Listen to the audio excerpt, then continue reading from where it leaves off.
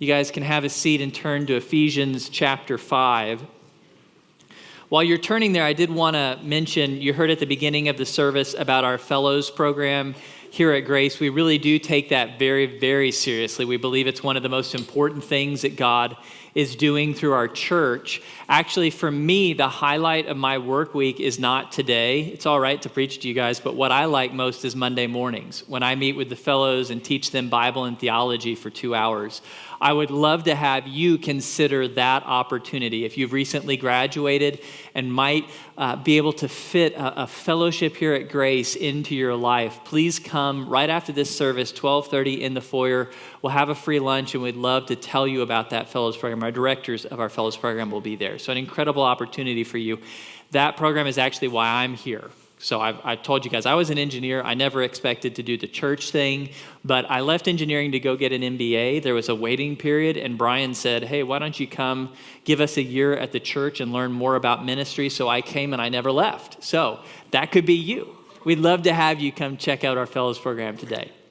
Well, we're going to look at Ephesians 5 this morning, this passage about husbands and wives, and let's just be honest with one another. This is not a popular passage in our culture today. Paul is going to say, wives, submit to your husbands, and that doesn't sound real good to modern ears. That was captured perfectly by one of my favorite shows, West Wing, in this little clip. It was a perfectly lovely homily on Ephesians 5:21. Husbands, love your wives as Christ loved the church and gave himself up for her. Yeah, she's skipping over the part that says, wives, be subject to your husbands as to the Lord. For the husband is the head of the wife, as Christ is the head of the church. I do skip over that part. Why? Because it's stupid. Okay. That's exactly what our world thinks about this passage. Wives, submit to your husbands. That sounds stupid. That sounds backwards. I would argue that that's largely because we have not sufficiently explained exactly what God means in this challenging passage. We have not clarified what submission means. We have not shown biblically what it does mean, what it doesn't mean, so that people understand it clearly as God intended. And so that's what we're going to do this morning. I'm going to unpack this passage for you and help you better understand what God is saying about marriage and about husbands and wives. So the first and most important thing, if you want to understand this passage accurately, you must begin in the right place. And this is why I am quite upset with whoever formatted my Bible, because they hit a return after verse 21 and started a new paragraph and even put a new title there. Guess what? That's wrong. In Greek, it is one sentence. This is not a new paragraph. It's not a new sentence. In fact, verse 22 is grammatically dependent on verse 21. That's where the passage starts. So read verse 21. And be subject to one another in the fear of Christ. And so the first step to getting marriage right is to recognize the higher calling. We are all called to be subject to one another. To be subject, that means to submit. It's the same word in Greek. We are all called to be in submission to one another. Now, what does that mean, to be subject or to submit? It means to sacrifice your rights and desires to serve someone else. That's the essence of it. And this command from Paul that comes before anything about marriage, it's for everyone in the room. Husbands, wives, kids, singles, widows, widowers, all of us are called to sacrifice our rights and desires for the good of the other. So in a sense, you could say it is accurate to say husbands and wives are to submit to each other as we all mutually submit to one another. That's actually a point that Paul drives home in the most significant passage on marriage anywhere in the Bible. So if you're dating or engaged, you might want to write this one down. Most important passage anywhere in the Bible on marriage, Philippians chapter 2. says, do nothing from selfishness or empty conceit, but with humility of mind regard one another as more important than yourselves. Do not merely look out for your own personal interests, but also for the interests of others. Have this attitude in yourselves, which was also in Christ Jesus, who, although he existed in the form of God, did not regard equality with God a thing to be grasped, but emptied himself by taking the form of a bondservant and being made in the likeness of men. And being found in appearance as a man, he humbled himself by becoming obedient to the point of death, even death on a cross. Now, you may have noticed there's nothing in there about marriage, no mention of husbands or wives or even men or women. So why is this the most important passage about marriage? Because that is how you build a healthy marriage. This is actually the passage I always present whenever I do a wedding. So if you have me do your wedding, this is going to be it. This is it because this is the most important thing in the Bible to husbands and wives for how you build a godly marriage. What do you need to do? You need to follow the example of Jesus, who humbled himself, sacrificed himself to the point of death. That's what you need to do for your spouse. You need to regard your spouse as more important than yourself. Hold up his or her needs and desires above your own, and your marriage will thrive. And so before we get to the particular roles of husbands and wives in marriage, let's recognize step number one, the most important step: submit ourselves to one another. We sacrifice our rights, our desires, our comforts, our ambitions to serve the other. That's how you build a strong and lasting marriage. But how does this mutual submission work itself out in marriage? What exactly does it look like for the wife to practice this and for the husband to practice this?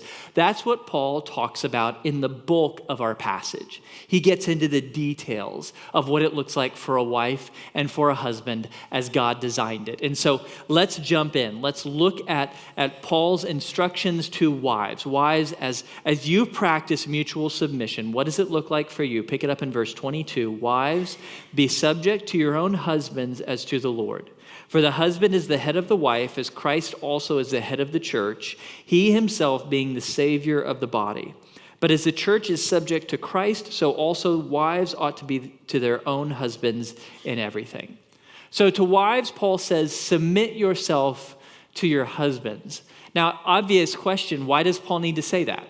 If in verse 21, he just said, all of us subject ourselves to one another, why say it again to the wives? Well, because Paul has a little different aspect of submission in mind when he's thinking about wives in marriage, and he makes that clear at the end of the passage. What in particular does it mean for a wife to submit within marriage? Verse 33, nevertheless, each individual among you also is to love his own wife even as himself, and the wife must see to it that she respects her husband.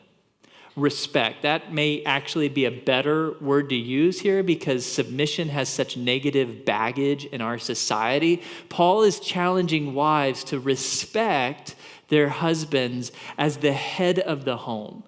Now, what does it mean for the husband to be the head of the home? Well, we're given a comparison. The husband is the head of the home, as Christ is the head of the church. And in this passage, head means to have authority.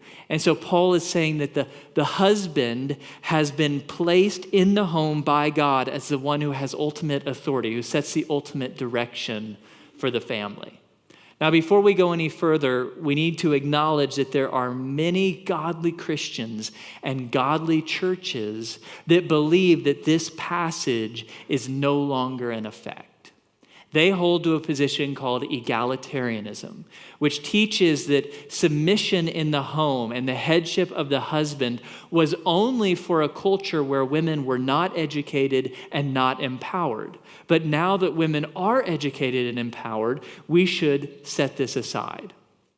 Now, we don't agree with that position, and I'll tell you why in a moment, but before I do, let's be clear. This is not an essential in the Christian faith. This issue is not like the deity of Christ or the truth of the gospel. This is a secondary issue, and so it's okay for Christians to disagree about how to interpret this passage. Here at Grace, we interpret this passage through a position called complementarianism, which teaches that God designed men and women, when we come together in marriage, for the husband and the wife to each have a unique and distinct role. And those roles go all the way back to the beginning, to the Garden of Eden. You see it in Genesis chapter 2. God appointed Adam to be the head. How do we know that? Because Adam was created first, and then Eve. And when God brought Eve to Adam, God had Adam name her. And naming something in the Bible means you have authority in that relationship. And then here's the primary way that you know God designed the husband to be the head of the home. When Adam and Eve blow it in Genesis chapter 3, who does God hold primarily responsible?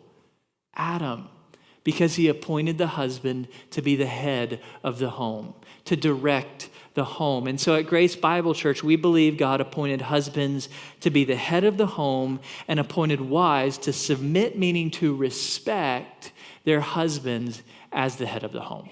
So we believe that's timeless. It's true in all cultures and in all ages. However, for us to really understand what Paul is getting at when he talks about wives submitting, we've got to really clarify what submission does not mean, because this word has been abused and misapplied for millennia. Okay, so let me walk you through what the Bible is not saying when it says, wives, submit to your husbands first. This is not saying anything about God valuing men over women. That's not what submission is about. It's not because the husband is more valuable or better in the eyes of God than the wife. How do I know that? Because Genesis 2 comes after Genesis 1. What does it say about men and women in Genesis chapter 1? Well, it says nothing about these roles in marriage, nothing about submission. It says, God said, let us make humanity in our image, male and female. He created them in his image and likeness. Equality comes first. Roles come second. So in the eyes of God, women are equal to men in every way, equally image bearers, co-heirs of grace, co-heirs of the kingdom to come. They are our equals in every way. Okay, so submission is not God valuing men over women. Second, submission is not because men are more capable or more intelligent or better leaders than women. I hate when I hear anyone say that idea. No, it's nothing about capability. How do I know? Because of Jesus. Jesus has submitted himself to God the Father. Why? Because he's not as good of a leader? Because he's not as knowledgeable or wise or powerful? No, he is fully God. His submission has nothing to do with capability. Jesus' submission is his own free choice. He simply decided, I will submit myself to the Father, not because he's better, but because I freely choose. So it is with the wife to her husband. Has nothing to do with abilities. Third, submission is not all women to all men. That should go without saying. This is in the marriage relationship. That's all this passage is looking at. It's not looking about women in general to men in general. So this passage is saying nothing about women in the boardroom or holding political office. It should never be used that way. God actually loves strong women in his family doing big things out in the world, leading out in the world. That's good and godly. This is only about the family. Fourth, submission of the wife to the husband is not absolute obedience. So wives, you got to remember, your submission to your husband is always secondary to your submission to God.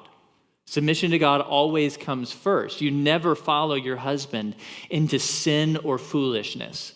So married women, if your husband tries to lead you or your family into sin or into foolishness, you say no to that. And if he keeps pushing, you call for help. And if you have to, you put the kids in the car and you leave. You don't follow your husband into that sin.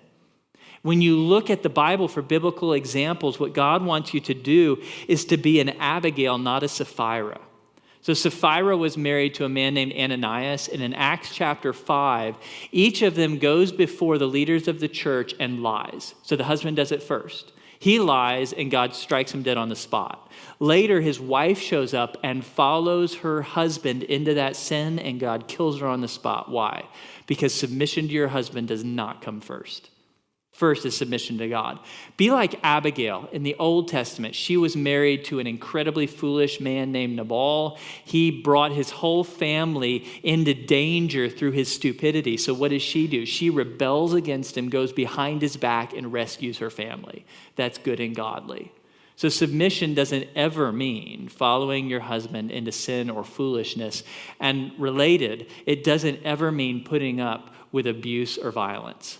There's a lot about that in the news right now. Sexual abuse being perpetrated by men in power. That happens outside of marriage a lot. It also happens inside marriage sometimes. And if that ever happens in your home, you are not called by God to submit to that. If your husband is physically or emotionally abusive to you, you get help, you call 911, you get the kids in the car, and you leave. You are not called to submit yourself to any of that. Okay, finally, when we think about submission, this is not the husband's choice. It's really important, guys, that we recognize these verses were not to us. Paul did not say, husbands, make your wives submit. So, husbands, if you are having a debate with your wife and you two are disagreeing, you are never allowed to pull the submission card out. You lay the submission card that God said you better submit to me card on the table, and I guarantee you are wrong. Because that is not your choice. This is the wife's free choice. Your wife's submission to you is between her and God alone. And so if your wife is not submitting to you, what can you do? Only thing you can do is pray. You cannot force it. Pray for her. Pray that God would soften your heart. And while you're praying, why don't you pray for yourself to become a better husband so that it's easier for her to submit? Okay? That's the only option we guys have. So, now that we're clear on what submission is not, let's talk practical.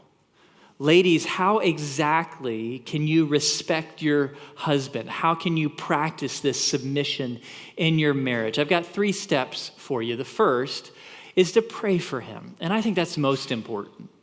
Wives, the first and most important thing you can do for your husband as you respect him as the head of your home is pray for him. Pray that God would protect him from temptation. Pray that God would help him to be wise. Pray that God would grow his love for Jesus and his obedience. Pray that God would make him the head of the home that you desire him to be. Pray every day for your husband. And if you find it challenging to think about what exactly can I pray for my husband, here's a great book for you. It's one of my wife's favorites. She said it's really helpful because it's got all of these short chapters and each one is dedicated to some particular thing you're praying for your husband on that day. So The Power of a Praying Wife by Stormy O'Martin. Great book for you to pick up.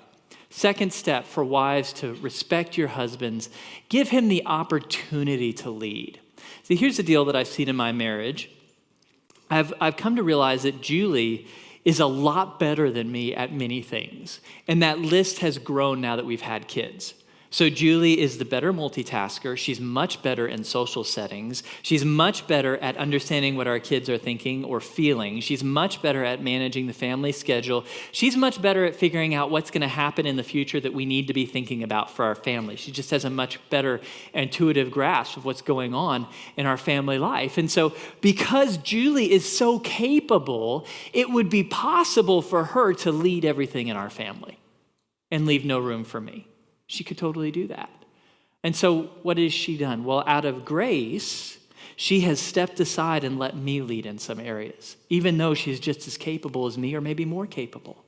Now, she hasn't done that in every area, and I don't want her to. I would be a fool not to entrust leadership to many areas to my wife where she's just so much clearly better than me.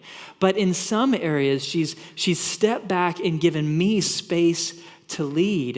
And here's what I've seen in many marriages where you have a really capable wife. Sometimes she's so good at managing things for the family that she just steps in and leads everything so quickly and so capably that the husband just switches into passive mode and steps back. If that describes your marriage, wives, I would encourage you. Think about places in your marriage where you could let your husband lead. Pray that God would help you to see where you can give him space. Again, it doesn't mean surrendering everything to him. It just means opening the doors, letting him participate and be the head of the home that God has called him to be. And if you're going to do that, you're going to have to ultimately talk about it with him. So wives, if you're thinking about the dynamic in your marriage and you're seeing that your husband just really isn't stepping up yet, ask him about that. Are there ways that I could give you more space to lead? Do you feel encouraged by me to lead? Do you feel like I'm giving you opportunities to be the head of our home? Have that conversation. Give him opportunity to lead. And then third, final step for you ladies, practical step, encourage his efforts. Women, I'm just going to ask you to take this on faith. If you're married or if you're going to get married, you need to recognize your words have more power in your husband's heart than anyone's words on earth.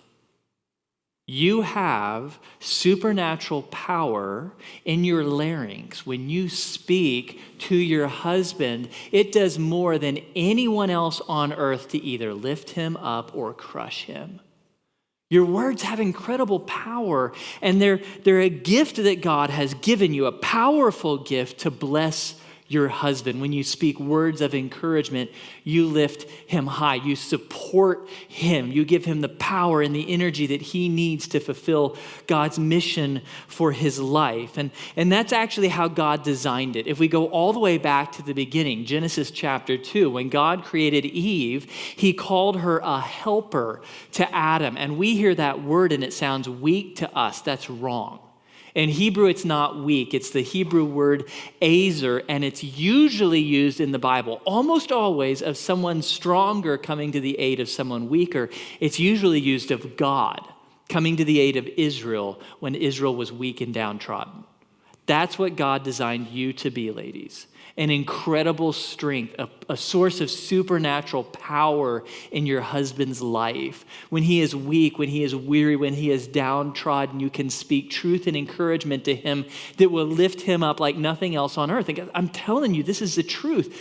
All of you here today, at the end of a sermon, many of you will say nice things, and that's nice. Thank you for that. But really, it doesn't matter to me because at some point, I'm going to talk to Julie, and hopefully, if it's been a good day, she's going to look me in the eyes and she's going to smile and she's going to say, that was great. And in that moment, all of you are invisible to me. I don't see you. I don't care about you. All I care about is the incredible words my wife just said.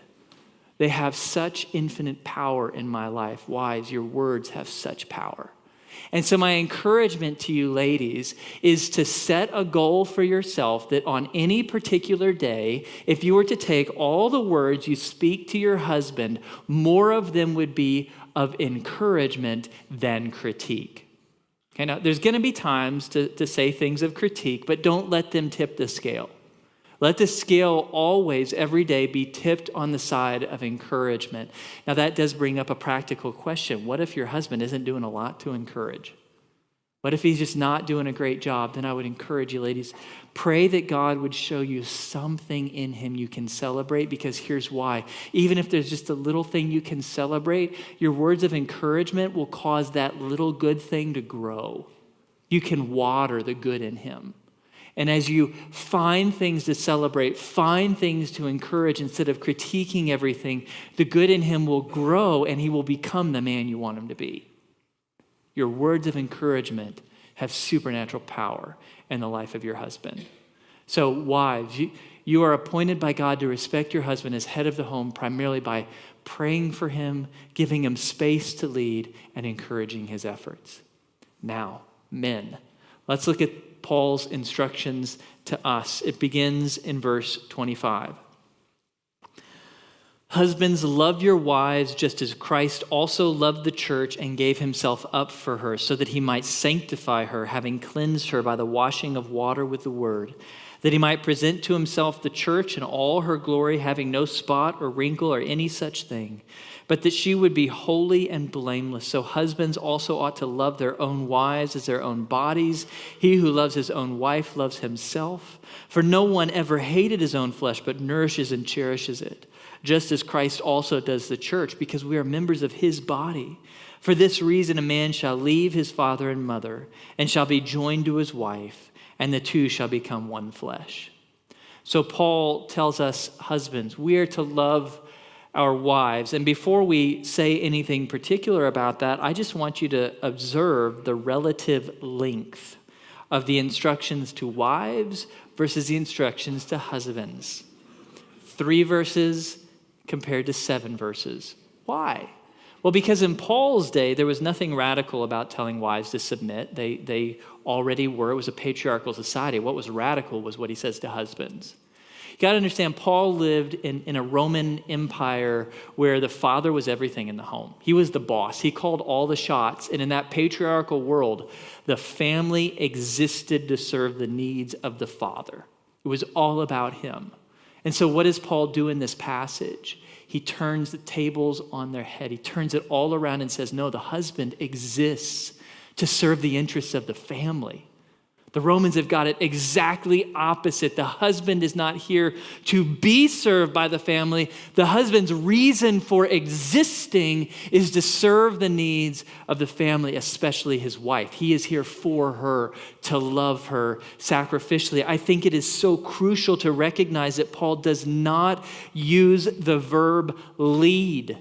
He uses the verb love. I hear people get that mixed up so often. Wives are to submit, husbands are to lead. No.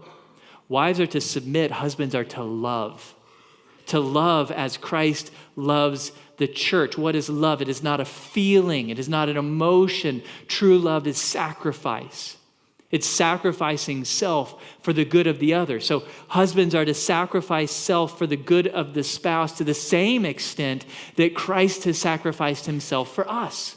So how did Christ sacrificially love us? Well, literally to the point of death. Jesus died out of love for us, even though we weren't worthy of that at all. It has nothing to do with worthiness. He sacrificed himself for us. So husbands, that's our model. So guys, file this away. When God says that you are the head of the home, do you want to know what that means? It means ultimately, you're the first to die. That's what head of the home means. No joke. You're the first to die. That could be literal. You are called to lay down your life literally for your wife and kids, but probably more often it's going to be every day metaphorically you are dying to your rights, your desires, your comforts, and your ambition for the sake of your kids and your wife. Husbands, that's what we are called to do. To lay down our rights, desires, comforts, and ambition to serve our wife and kids. We do that to help them thrive. That's God's call on our lives. We sacrifice ourselves to help our wives and our kids thrive. So let's pause for a moment. I want to talk to all of you single ladies out there who are either dating or hoping to date. How do you know if you found the right guy? Look at how he sacrificially serves, not you, because he's infatuated with you. And even jerky guys will serve their lady when they're infatuated. No, you look for how he sacrificially serves his parents, his siblings, his roommates, his classmates, his coworkers, the waiter who just brought you your food. He's not infatuated with them, so you can get a sense. Is this guy sacrificial? Is he putting the needs and desires of everyone around him above himself? If not, then ladies, run. Run away. Why? Because infatuation never lasts. At some point, the infatuation will fade away and he will treat you like he's treating them. Find yourself a man who sacrificially serves all the people around him that he's not infatuated with, and then you've found a good guy to be married to. Husbands, God's call on our lives is to be first to die, first to sacrifice in our home. Sacrifice our rights, desires, comforts, and ambitions to care for, lift up, and serve our wives and kids. That's our job, and we have to recognize God will hold us accountable to that. We know that again from Genesis chapter 3. When Adam and Eve both sinned, who did God hold primarily accountable? Men, husbands. And so this whole idea of being head of the home, it is not an easy gig. It's not about calling the shots. It is an incredibly heavy responsibility. Men, you better recognize that.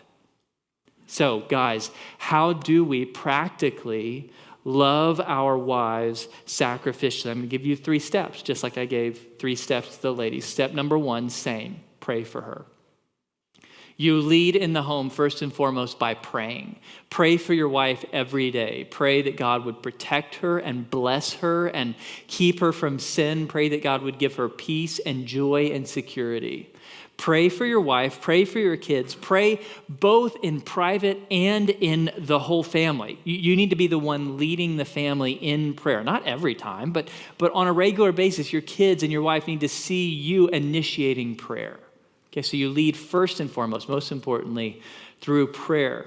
Second, you lead by initiating. You love your wife and your kids by initiating.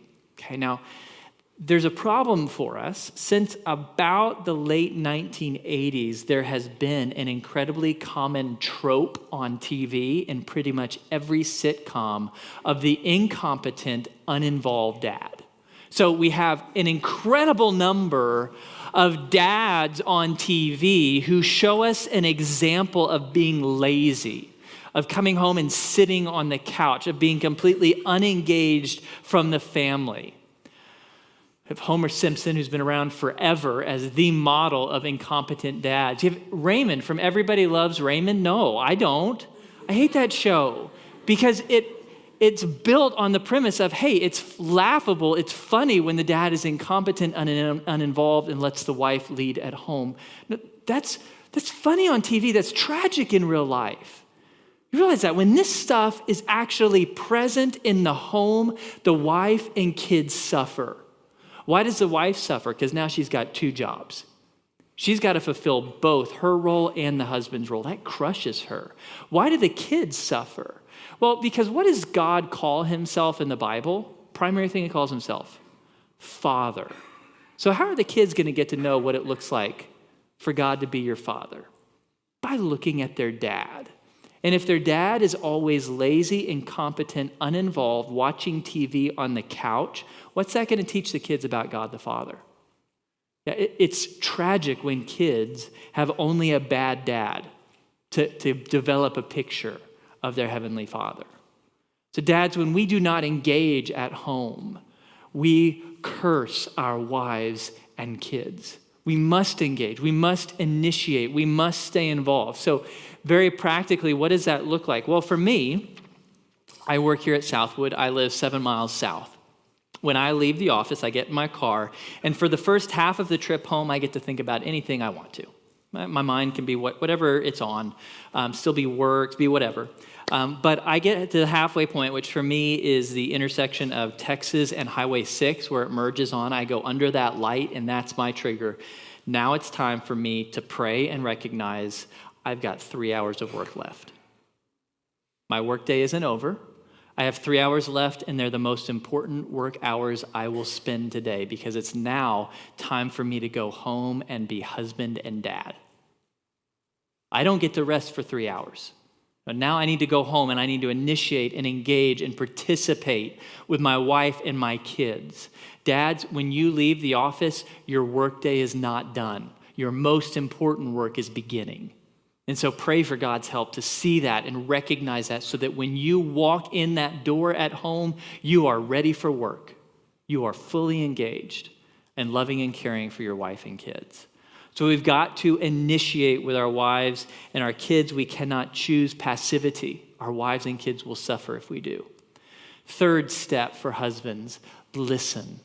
You love your wife sacrificially by listening to her, by engaging with her. Peter tells us husbands, he challenges us, live with your wives in an understanding way. Well, what does that presuppose? That you understand your wives. Now, frankly, men, we're never going to fully understand them. That's okay. What Peter is challenging us to do is to engage in conversation with our wives every day, talking to them, getting to understand what do they think, what do they feel, what's going on with you, with the kids, with the house, with the family, with the neighborhood. Spend time listening to your wife, asking her questions, talking to her. That's part of your role as a husband, and you'll be better for doing that. Frankly, guys, we would be fools not to listen to our wives. They often see things that we are completely oblivious to. In my household, we laugh at Julie having a sixth sense. Like this women's intuition thing, it's no joke. Like that's real. Like she can perceive things that I have no idea are going on. And so I am better. I grow as I listen to her. Men, we can sacrificially love our wives by speaking with them, talking with them, asking them questions. Honey, how am I doing as a husband? How can I do better? How can I better engage with the kids? How can I be more involved with your parents? What can I do to love you more? So listen to your wives. Ask her questions and listen to what she says. Now, here's the good news, guys. 3 big steps. Those are hard to do, but if you will practice those steps on a daily basis, guess what? It will make it much easier for your wife to respect and follow you. Brian Fisher was doing a wedding a few years ago, and he preached from this passage, Ephesians 5. And at the end of the wedding, a little old lady came up who'd been married for a long time and told him she's an atheist. She doesn't believe this book at all. But if her husband loved her like this passage said, she says, I would joyfully follow him. People recognize, even if they're not Christians, if husbands will do this, it will be so much easier for their wives to respect and follow them. So guys, we are called to sacrificially love, to be the first to die in our families every day. Now that's hard. This instruction to both the husbands and the wives is incredibly hard. All of Ephesians 5 is really hard. And so Paul gives us motivation and a model to follow, and it's found in the one verse we left out, verse 32, the only verse we've skipped. It says, this mystery is great, but I am speaking with reference to Christ and the church. And what Paul wants you to understand is your motivation and your model, both husbands and wives, is Jesus, and it's the gospel.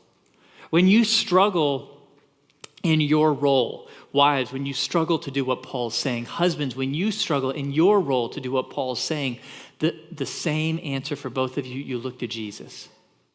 You remember what Jesus did.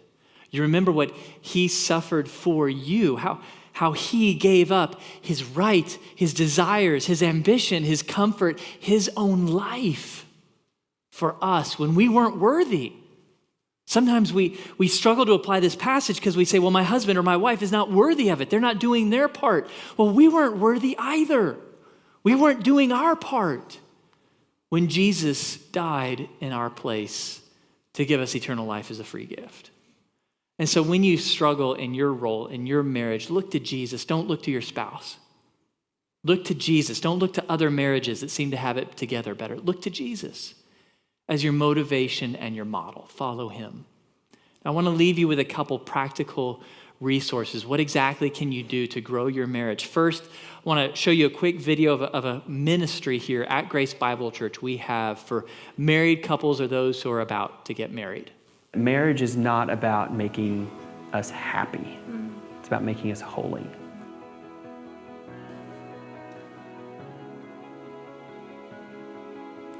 The classes were really good. We got to learn a lot from the married couples, but it also gave us a lot to talk about outside of the classes. You know, when I first approached David about going to it, I was almost embarrassed to say, well, you want to go to this marriage course? Because then you're admitting that, we don't have a perfect marriage. Isolation is a setup for destruction. And one of the biggest reasons that young marriages fail is they find themselves isolated. They lose their friends from their kind of singlehood, and they embark on this new life and they have no community, and then they fail. And so the foundation class really establishes community strongly and in a healthy manner, and that sets up marriages to last. It really helped open conversations that we had trouble navigating in the past or just didn't even know to think of.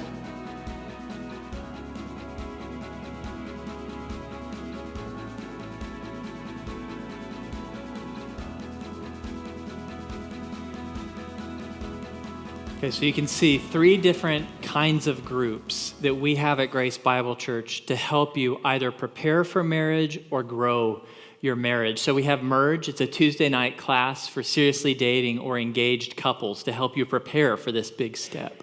We have Foundation, home groups for couples who've been married for 3 years or less. So this is designed, you are married, you're starting to figure out that marriage is hard, this surrounds you with godly people, mentors, who will build a strong foundation in your marriage. And then finally, re-engage, a Tuesday night class designed to help you reconnect, reignite, and improve your marriage. So if you've been married for a while, this is designed to help grow your marriage to the next level. So we'd love to have you participate in one of these groups. You can find out more on our website or emailing Dean Holscher at grace-bible.org. So all that's available. Final thing that I'll leave you with is what I think is the best book outside of the Bible on marriage. I've read a lot of books on marriage.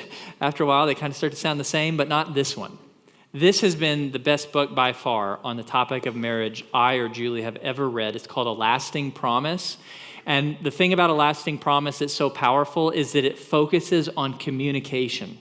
Because ultimately, you cannot succeed at fulfilling your role as a husband or a wife if you have not learned how to communicate well with your spouse.